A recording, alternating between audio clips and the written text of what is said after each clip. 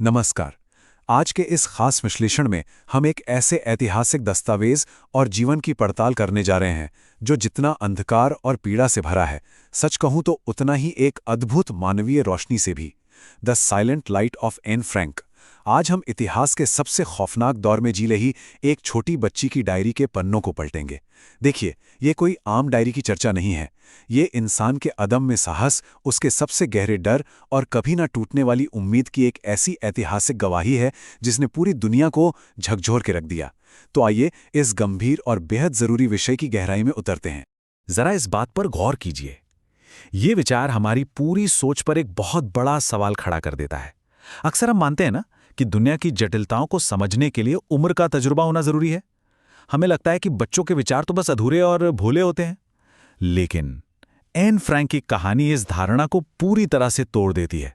कोई बड़ी राजनीतिक हस्ती नहीं, कोई मशहूर वैज्ञानिक नहीं और न ही कोई महान वक्ता, बल्कि एक महज 14 साल की बच्ची की डायरी 20वीं सदी के सबसे बड़े सच और सबसे गहरी इंसानी पीड़ा की आवाज बन गई। उसने उस क्रूरता और उम्मीद को ऐसे शब्दों में पिरोया जो किसी भी बड़े और अनुभवी व्यक्ति की समझ से कहीं, बहुत कहीं आगे थे। अब हम उस दौर की ओर बढ़ते हैं जब हालात तेजी से बदलने लगे थे। एक तरह से कह सकते हैं कि संकट के काले बादल घिरने लगे थे। आइए देखते हैं कि कैसे एक बिल्कुल खुशहाल और सुरक्षित बचपन अचानक एक भयानक और अनजान डर के साये में बदल गया। एन का शुरुआती जीवन किसी भी आम बच्चे की तरह ही हंसी खुशी से भरा था, लेकिन बाहर की दुनिया में जो राजनीतिक तूफान उठ रहा था, उसका असर जल्द ही उनके घर की चौखट तक पहुंचने ही वाला था। अगर हम घटनाओं के इस क्रम को देखें तो तस्वीर बिल्कुल साफ हो जाती है। 1929 में एन का जन्म जर्मनी के फ्रैंकफर्ट में एक बहुत ही सुखी परिवार में हुआ था। लेकिन फिर आता है 1933, जो कि इतिहास का एक बहुत बड़ा और निर्णायक मोड़ साबित हुआ। नाजी सत्ता में आए और उनका खौफ तेजी से बढ़ने लगा। ऐसे में एन के पिता ने बड़ी समझदारी दिखाते हुए परिवार को एम्स्टर्डम शिफ्ट कर दिया, ये सोचकर कि शायद वहां वे सुरक्षित रहेंगे। कुछ वक्त के लिए लगा भी कि जिंदगी शायद पटरी पर लौट रही है, लेकिन तभी 1939 में द्वितीय विश्व युद्ध शुरू हो गया और 1940 आते आते नीदरलैंड्स पर भी आक्रमण हो गया। यह साफ दिखाता है कि कैसे वैश्विक राजनीति के भारी बदलावों ने एक आम परिवार के लिए बचने के सारे रास्ते धीरे धीरे बंद कर दिए थे। और यहाँ सबसे डरावनी बात क्या है पता है? वो ये कि आज़ादी को एक ही झटके में नहीं छीना गया, बल्कि उसे टुकड़ों में धीरे धीरे करके छीना गया। जब नीदरलैंड्स पर कब्जा हुआ तो रोज नए नए नियम थोपे जाने लगे। स्वतंत्रता बिल्कुल सीमित कर दी गई। स्कूलों और नौकरियों पर पाबंदियां लगा दी गईं। यहां तक कि यात्रा करना और आम सामाजिक जीवन जीना भी पूरी तरह बंद कर दिया गया। और यकीन मानिए, ये महज कानून नहीं थे, ये रोजमर्रा की जिंदगी का दम घोटने वाले तरीके थे। कदम कदम पर होने वाले अपमान और इसी दमघोटू माहौल ने आखिरकार फ्रैंक परिवार को एक बेहद खौफनाक और हताश फैसला लेने की ओर धकेल दिया। और यहीं से शुरुआत होती है सीक्रेट एनेक्स में उनके जीवन की। एक अजीब सी स्थिति, कैद और आज़ादी एक साथ। ये एक ऐसा दौर था जहां बाहर की दुनिया से पूरी तरह कटकर उन्हें एक बेहद संकरी और घुटन भरी जगह में अपनी पूरी दुनिया बसानी पड़ी। जरा उस खामोशी के दबाव को महसूस करने की कोशिश कीजिए जो अब उनकी जिंदगी की सबसे बड़ी शर्त बन चुकी थी। एक ऐसी जिंदगी जहां खुलकर सांस लेना भी एक संघर्ष था। चलिए इसे थोड़ा और गहराई से समझते हैं। ये 3 खौफनाक कदम देखिए जिन्होंने सब कुछ रातों रात बदल दिया। सबसे पहले बड़ी बहन मार्गोट को जबरन ले जाने की धमकी मिली। ये वो पल था जब ये बिल्कुल साफ हो गया कि घर में एक और दिन रुकना मतलब मौत को सीधा बुलावा देना है। इसके बाद दूसरा कदम, 16 जुलाई 1942 को पूरा परिवार अपने पिता की कंपनी के पीछे छिपे गुप्त कमरे में चला गया, जिसे हम सीक्रेट एनेक्स के नाम से जानते हैं। और तीसरा सबसे बड़ा बदलाव, उनका अस्तित्व अब पूरी तरह से कंपनी में काम करने वाले उन कुछ बहादुर कर्मचारियों पर निर्भर हो गया जो अपनी जान जोखिम में डालकर छुप कर खाना और बाहर की खबरें लाते थे। सोचिए, एक पूरे परिवार की जान कुछ बाहरी लोगों की हिम्मत पर टिकी हुई थी। अब इस डरे हुए जीवन के बीच एक बहुत ही अहम साथी की एन के जीवन में एंट्री होती है, किट्टी। अब ये किट्टी कोई इंसान नहीं थी, बल्कि दरअसल ये एन की वो डायरी थी जो उसे उसके 13वें जन्मदिन पर मिली थी। सोचिए, एक मामूली सी लाल छक वाली डायरी एक डरी हुई बच्ची की सबसे करीबी दोस्त बन गई। यही वो एकांत जगह थी, वो पनाहगाह थी, जहां वह अपने डर, अपनी किशोर अवस्था की उलझनें, परिवार से होने वाले झगड़े और अपने सबसे गहरे दार्शनिक विचार बिना किसी डर या रोक-टोक के लिख सकती थी। सच कहें तो किट्टी ही वो साथी थी जिसने उस घुटन भरे माहौल में ऐन को मानसिक रूप से जिंदा रखा था। यहाँ एक बहुत ही दिलचस्प और मार्मिक विरोधाभास देखने को मिलता है। दो अलग-अलग दुनिया एक साथ चल रही थी। एक तरफ तो उनकी भौतिक सच्चाई थी, जहां कुल 8 लोग थे। एक बेहद तंग जगह थी, पूर्ण खामोशी का सख्त नियम था, लकड़ी के फर्श पर बिल्कुल दबे पांव चलना पड़ता था और हर पल पकड़े जाने का आतंक सिर पर मंडराता रहता था। लेकिन दूसरी तरफ ऐन की मानसिक सच्चाई थी। बाहर की दुनिया जितनी छोटी और दमघोटू होती जा रही थी, ऐन की अंदरूनी दुनिया उतनी ही विशाल और आज़ाद हो रही थी। वो एक बड़ी पत्रकार बनने के सपने बुन रही थी, खुद का बहुत गहराई से मूल्यांकन कर रही थी और उसके भीतर इंसानियत के लिए एक असीम करुणा जन्म ले रही थी। ऐन की इस गजब की परिपक्वता को ये एक विचार बहुत ही गहराई से व्यक्त करता है। ऐन ने अपनी डायरी में लिखा था, मैं मानवता के काम आना चाहती हूँ, सिर्फ एक परछाई बनकर नहीं जीना चाहती। लिखना भविष्य के लिए गवाही देना है।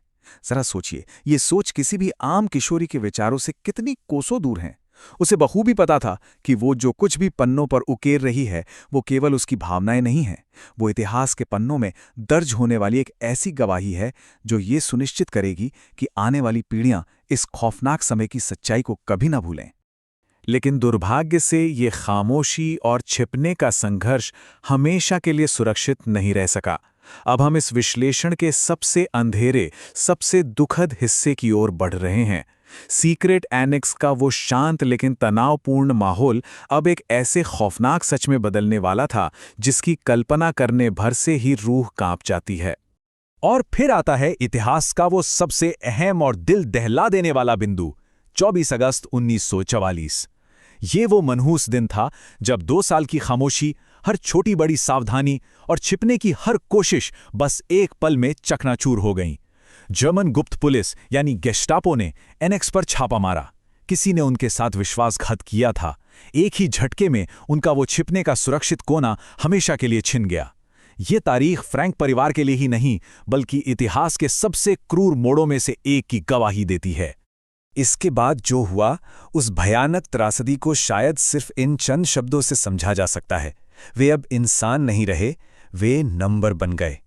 यातना शिविरों में पहुंचने के बाद उनकी पहचान, उनका नाम, उनका पूरा वजूद ही मिटा दिया गया।